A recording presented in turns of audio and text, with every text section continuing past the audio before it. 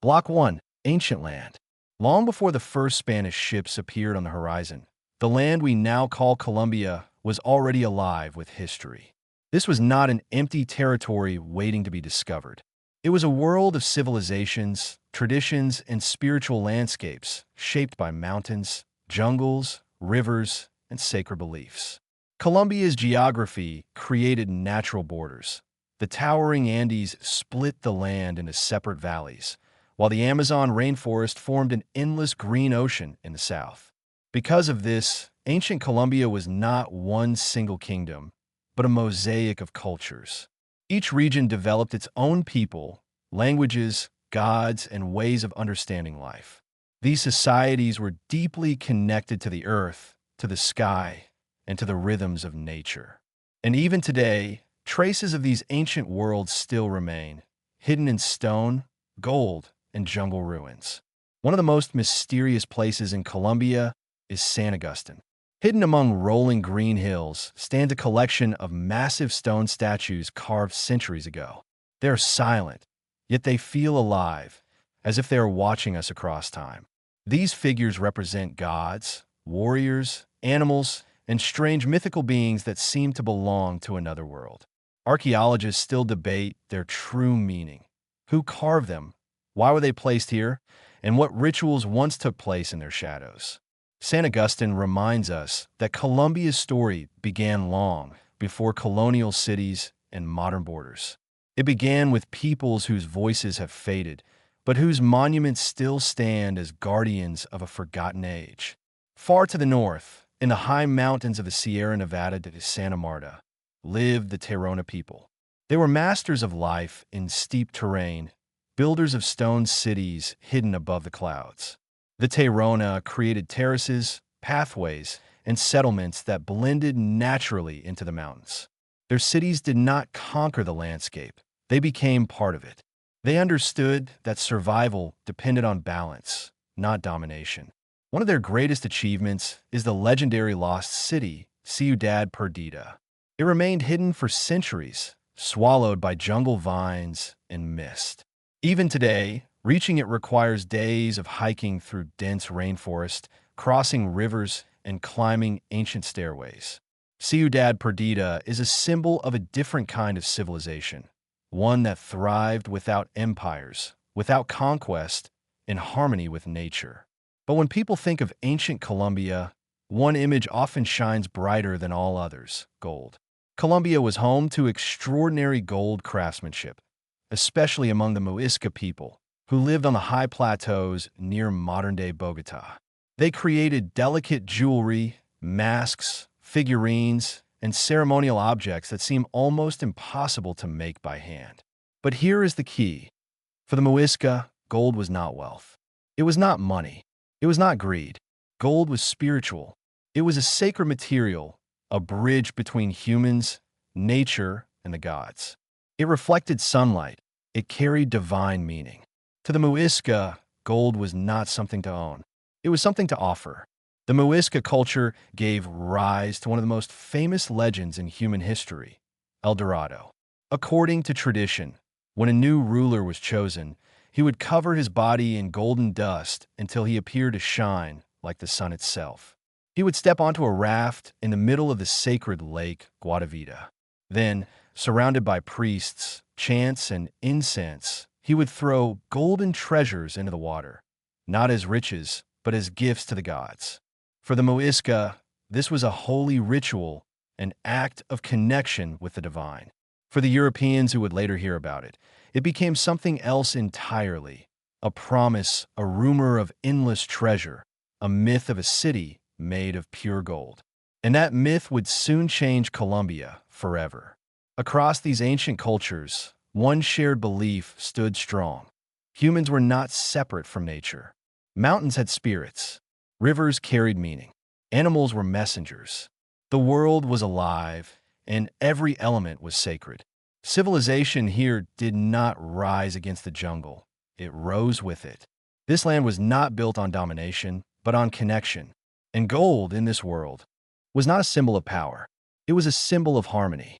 But this ancient balance was about to be shattered, because soon Ships would arrive from across the ocean. People who saw gold not as prayer, but as fortune. And Colombia would enter an age of upheaval, the age of conquest, the age of transformation, the beginning of a new and painful chapter in its history. Block 2. The Age of Upheaval. The ancient world of Colombia was rich, spiritual, and deeply connected to nature. But in the early 16th century, everything changed. Across the Atlantic Ocean, a new force was moving toward these shores. Spain, driven by ambition, religion, and hunger for gold, sent expeditions into the unknown. And soon, the first Europeans stepped onto Colombian soil. To them, this land was not a sacred landscape filled with cultures and history. It was a prize, a frontier, a treasure chest waiting to be opened. The arrival of the Spanish was not simply a meeting of worlds. It was a collision. The conquistadors brought horses, steel weapons, and unfamiliar diseases. They also brought a worldview that could not understand the civilizations already living here. The Spanish did not see the Muisca's gold as sacred. They saw it as wealth. They did not see cultures like the Terrona as societies. They saw them as obstacles. What followed was conquest, collapse, and transformation. Indigenous communities were forced into labor. Sacred temples were destroyed. Gold objects, once created for spiritual rituals, were melted down into bars and coins. Entire populations collapsed, not only because of violence, but because of disease. Smallpox, measles, and influenza swept through communities that had no immunity. In only a few decades, ancient worlds that had existed for centuries were devastated. Colombia entered the long night of colonization. Spain established cities, churches, and administrative rule. Colonial architecture rose where indigenous temples once stood. Bogotá, Cartagena, Popayán, these became centers of Spanish power. Society was reorganized into strict hierarchies. At the top were Spanish-born elites. Below them were colonists of European descent. Then came mixed populations. And at the bottom were indigenous people and enslaved Africans. Because Colombia was not only conquered, it was also tied into the Atlantic slave trade. Thousands of Africans were brought to the Caribbean coast to work in mines and plantations. Colonial Colombia was built on extraction, gold, labor, land.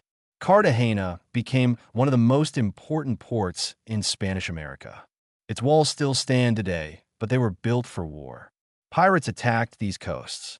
European empires fought for control. The Caribbean was not a paradise. It was a battleground. Cartagena became a symbol of colonial wealth, but also colonial suffering. Yet history never stays still. By the late 18th and early 19th centuries, ideas of freedom began to spread. The American Revolution, the French Revolution, and across Latin America, people started asking, why should Spain rule us? In Colombia, the desire for independence grew stronger. Local leaders emerged, and one name would become legendary: Simón Bolívar. Bolívar was more than a general. He was a symbol. He dreamed of a liberated continent, free from European empires. The wars of independence were brutal. Battles were fought across mountains, jungles, and plains. Cities changed hands. Thousands died. But in 1819, Bolívar achieved one of his greatest victories, the Battle of Boyacá. Colombia was on the path to independence. Spain's grip was breaking. Freedom, however, did not bring peace. The newly independent territories struggled to unite. Bolívar imagined a great federation called Gran Colombia, including modern Colombia, Venezuela, Ecuador, and Panama. But internal divisions were too deep. Regional rivalries, political conflicts, and economic inequality tore the dream apart. Gran Colombia collapsed, and Colombia entered a new era, not colonial rule, but internal struggle. The 19th century was marked by repeated civil wars. Liberals and conservatives fought for control. The country was divided between central authority and regional power. Violence became part of political life. Land remained concentrated in the hands of a few, while rural communities were neglected. Colombia's independence was real, but stability was fragile. By the 20th century, the nation carried incredible potential, but also deep fractures. And then came one of the most traumatic periods in its history, La Violencia. In the late 1940s, the assassination of a popular political leader triggered massive unrest. Over the next decade, hundreds of thousands of Colombians died in political violence. The countryside became a war zone. Families fled, communities shattered. The stage was being set for something even larger, a conflict that would last for generations. Colombia had traveled far, from sacred golden civilizations to conquest, from empire to independence. But peace remained elusive. The scars of colonization and inequality had never fully healed. And in the shadows of division, new armed movements would soon rise, leading Colombia into the longest war of its modern history. Block 3. The Road to Peace. By the second half of the 20th century, Colombia was no longer fighting colonial empires. It was fighting itself. The deep inequalities left behind by history had not disappeared.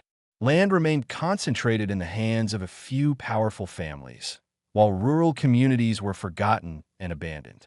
Political violence had become almost normal, woven into everyday life. In remote areas, the government's presence was weak, and many people felt that the state did not exist for them at all. Out of this fractured reality, new armed movements began to rise.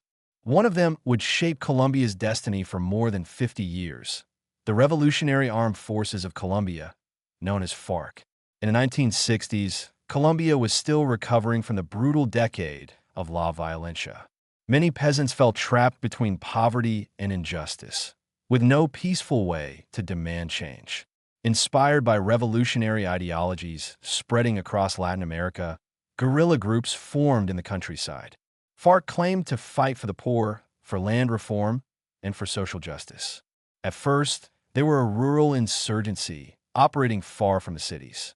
But over time, the conflict grew far beyond ideology. Decade after decade, Colombia became trapped in an internal war. The government fought guerrillas. Guerrillas fought the army. Paramilitary groups emerged, claiming to protect landowners and combat rebels, but often committing atrocities of their own. Civilians were caught in the middle. Entire villages were displaced. Kidnappings became common. Massacres scarred the countryside. Colombia became one of the world's longest-running conflicts, not a conventional war with clear front lines, but a permanent wound that stretched across generations. In the 1980s and 1990s, another force entered the story and transformed the conflict even further: the drug trade. Colombia became a center of global narco-trafficking. Cocaine cartels gained immense power, spreading corruption and terror. Guerrillas taxed coca production to fund their operations. Paramilitaries financed themselves through the drug economy. Violence multiplied, and the conflict became tangled with criminal profit. This was no longer only a political war. It was a war fueled by money, fear, survival, and the global demand for drugs. The human cost was unimaginable. More than 8 million people were displaced. Hundreds of thousands were killed. Families lived with constant uncertainty. In many regions, children grew up knowing only conflict, hearing gunfire instead of peace. Colombia became a nation of resilience, but also of trauma. For years, peace seemed impossible. Over the decades, multiple governments attempted negotiations. Some peace talks failed. Others collapsed in mistrust. The conflict had lasted too long, and both sides carried bitterness and pain. Yet slowly, the idea began to return. Maybe this war could not be won by force. Maybe it could only end through dialogue. In the early 2010s, a major breakthrough came. The Colombian government, under President Juan Manuel Santos, entered formal negotiations with FARC. The talks took place in Havana, Cuba.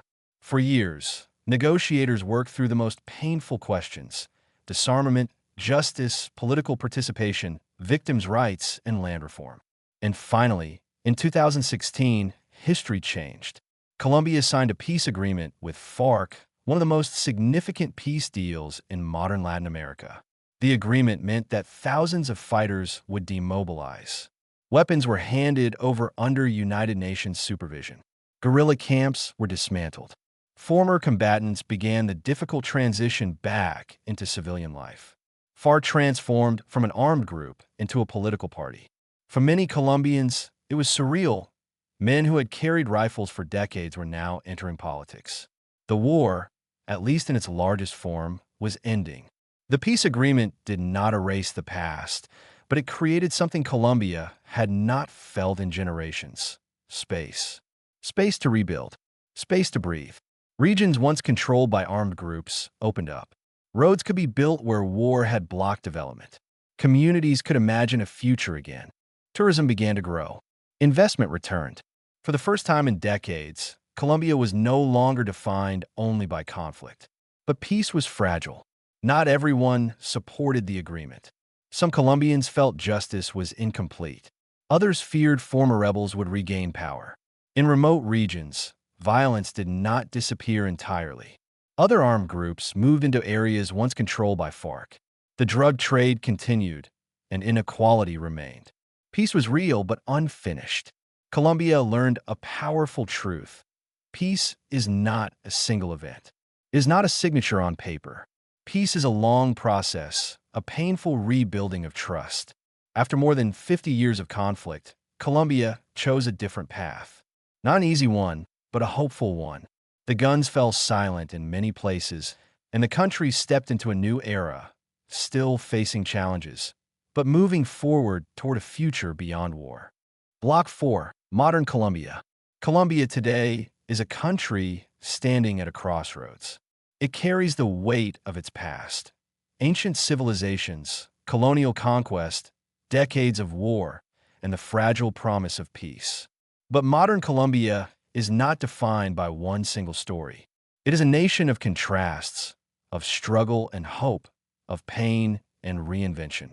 Since the peace agreement of 2016, Colombia has entered a new era.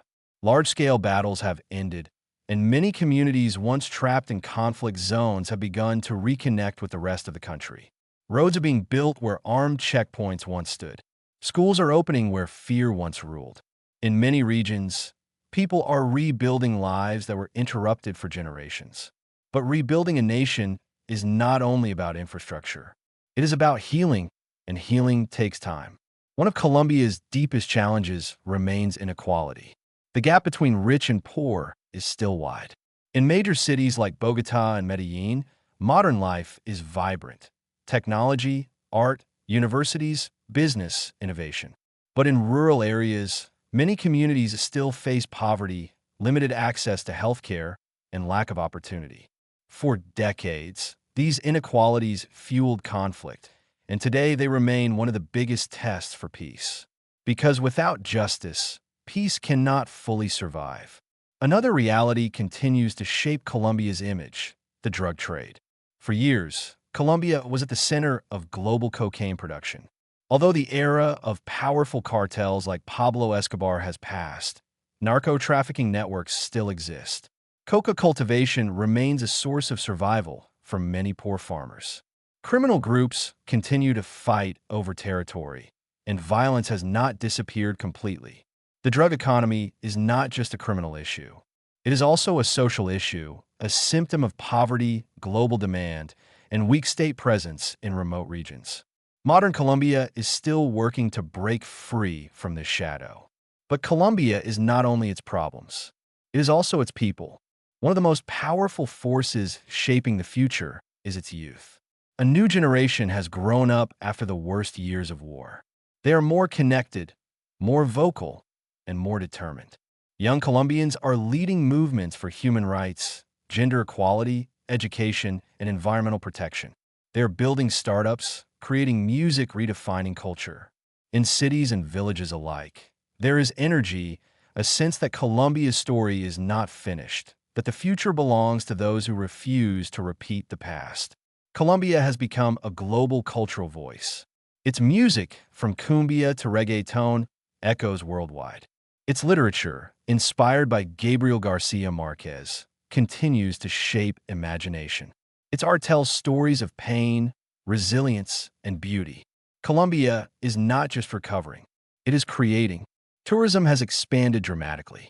Places once unreachable due to conflict are now destinations. The Coffee Triangle, the Caribbean coast, the Amazon rainforest, the mountains of the Terrona.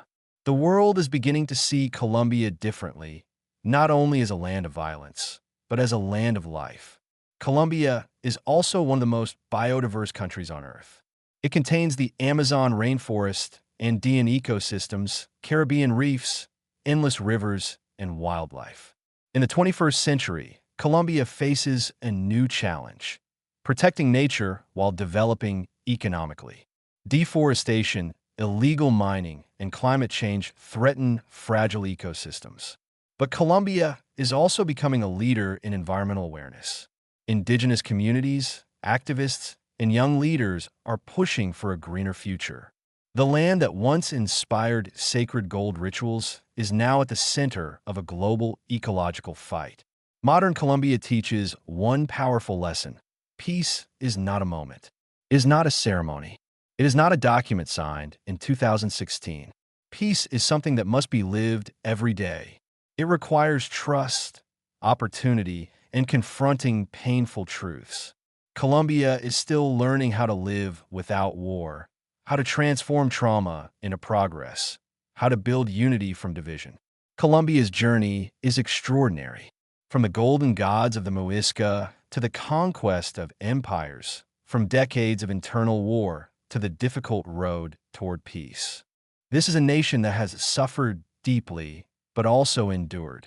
And today, Colombia stands not as a finished story, but as a country in motion, learning step by step how to live again. Because peace is not an ending. Peace is a process, and Colombia is still writing its next chapter.